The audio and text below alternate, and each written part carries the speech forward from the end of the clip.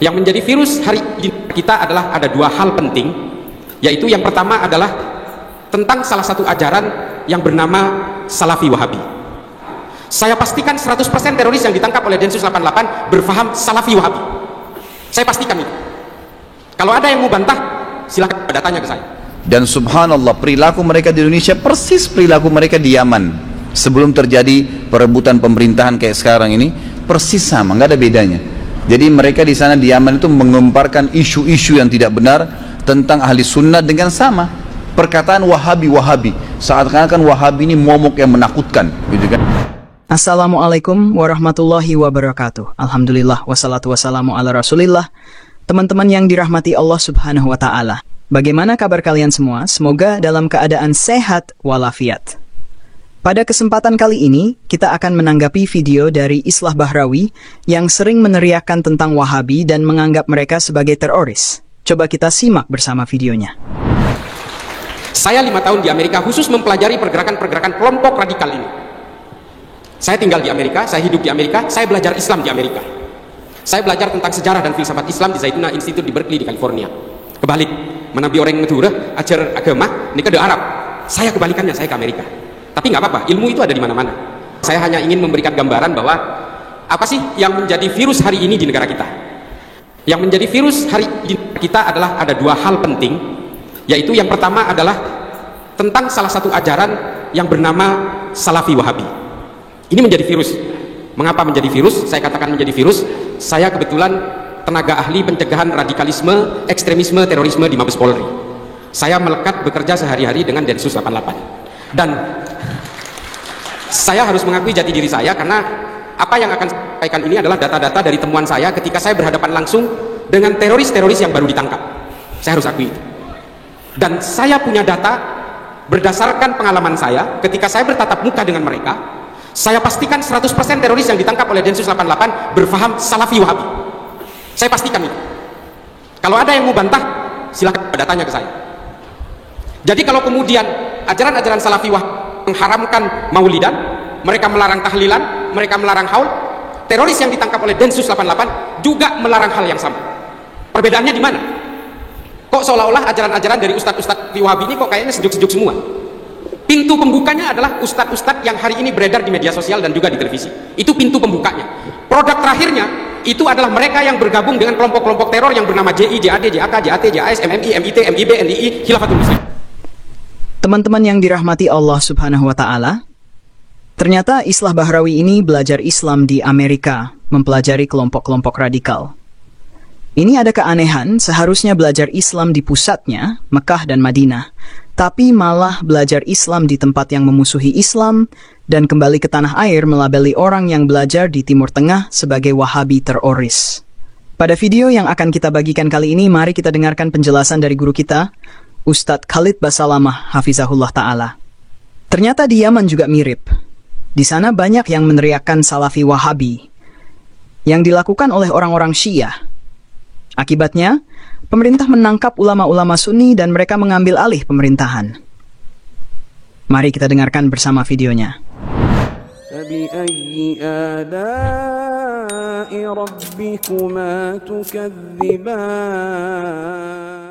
Saat ini di sosial media ramai dibahas kesesatan Wahabi. Bagaimana menurut Ustaz? Wahabi mana yang dimaksud ini? Sekarang di Indonesia ini, jemaah sekalian, orang-orang Syiah lagi gencar-gencarnya mencari kesalahan ahli sunnah sekarang ini. Dan subhanallah, perilaku mereka di Indonesia persis perilaku mereka di Yaman sebelum terjadi perebutan pemerintahan kayak sekarang ini, persis sama, nggak ada bedanya. Jadi mereka di sana di Yaman itu mengemparkan isu-isu yang tidak benar tentang ahli sunnah dengan sama perkataan Wahabi, seakan-akan Wahabi ini momok yang menakutkan, gitu kan.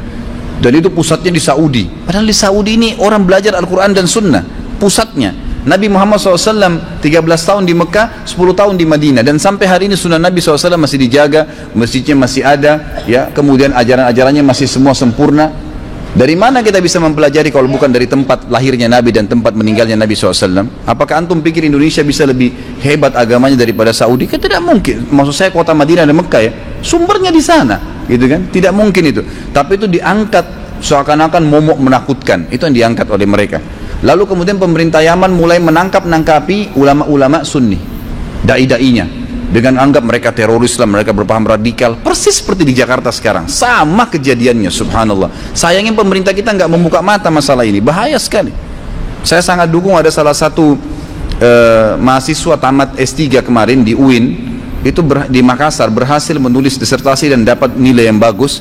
Itu dia tulis Syiah mengancam, ya, mengancam NKRI. Memang betul itu, dan itu terjadi. Mereka memang seperti itu. Pada saat mereka, pemerintah sudah nangkapin ahli sunnah, sampai banyak masjid ditutup, rumah-rumah tahfidz Quran ditutup, dai-dai dikejarin, dipenjarain semuanya, mereka membalik menguasai pemerintahan. Itu yang terjadi. Akhirnya pada saat pemerintah sudah dikuasain, semua masjid dibakar, dirusak, wah, penghafal Quran banyak dibunuh, udah luar biasa deh pokoknya. Makanya pada saat Presiden Yaman sadar, dia baru menyurat ke 6 negara Teluk untuk minta bantuan. Nah, masuklah Raja Salman membantu sekarang. Banyak orang tidak paham masalah itu, gitu kan? Ini bahaya sekali. Jadi kalau yang di Wahabi yang sering dilempar-lemparkan, dan saya tahunya itu sekarang, istilah Wahabi ini tidak ada lain kecuali itu. Semua yang dari Saudi dianggap Wahabi, kan gitu. Karena di sana itu orang menjalankan sunnah yang murni. Pengajian saya sering dikatakan, kalau pengajian Ustaz Haidar pengajian Wahabi. Kalau emang pengajian yang antum dengar dari awal tadi 2 jam dan setiap hari antum, tiap minggu antum datang, qala Allah, qala Rasul, begini pendapat ulama, kita jelaskan, antum anggap ini Wahabi, inilah pemahaman yang benar, Al-Quran dan Sunnah yang disampaikan. Tapi momok itu ingin diangkat oleh orang-orang Syiah, karena yang banyak bongkar kedoknya Syiah itu orang-orang Saudi, memang di Saudi, memang dari Madinah dan Mekah, gitu kan, yang membongkar mereka. Makanya mereka melempar momok itu. Jadi sebenarnya ini informasi cuma disembang-sembang siurkan yang tidak benar. Teman-teman yang dirahmati Allah Subhanahu wa Ta'ala, itulah penjelasan yang sangat jelas dari guru kita, Ustadz Khalid Basalamah Hafizahullah Ta'ala. Ternyata situasinya mirip dengan yang terjadi di Yaman, di mana orang-orang Syiah menggembar-gemborkan istilah Wahabi, seolah-olah Wahabi adalah ancaman yang menakutkan. Mereka pun memberi label seperti Saudi Wahabi dan sebagainya. Orang-orang Saudi banyak mengungkap kedok orang-orang Syiah, sehingga menyebabkan ketidaksenangan mereka terhadap Arab Saudi. Semoga video yang kami bagikan kali ini dapat memberikan pencerahan bagi kita semua. Barakallahu fikum. Assalamualaikum warahmatullahi wabarakatuh. Teman-teman yang dirahmati Allah Subhanahu wa Ta'ala, Ustadz Khalid Basalamah Hafizahullah menjelaskan bahwa tuduhan kesesatan Wahabi di media sosial seringkali diangkat oleh kelompok Syiah untuk menyerang ahli sunnah. Dia menyebut bahwa apa yang terjadi di Indonesia mirip dengan di Yaman, di mana Syiah menyebarkan isu negatif tentang ahli sunnah dan menuduh mereka sebagai Wahabi untuk menakut-nakuti. Menurut Ustadz Khalid Basalamah Hafizahullah, di Saudi, ajaran Islam yang murni diajarkan, karena itu adalah tempat asal Nabi Muhammad. Dia juga menyoroti bahwa pemerintah Yaman menangkap ulama-ulama Sunni dengan tuduhan radikal, mirip dengan situasi di Jakarta. Ustadz Khalid Basalamah Hafizahullah mendukung disertasi yang menyatakan Syiah mengancam NKRI, dan menekankan pentingnya pemerintah Indonesia menyadari bahaya ini.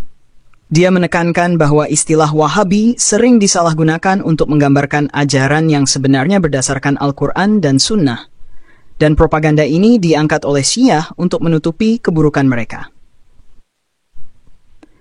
Demikian video yang kita bagikan kali ini. Jika Anda merasa video ini bermanfaat, silakan tekan tombol like dan subscribe untuk mendapatkan update terbaru dari kami. Barakallahu fikum. Wassalamualaikum warahmatullahi wabarakatuh.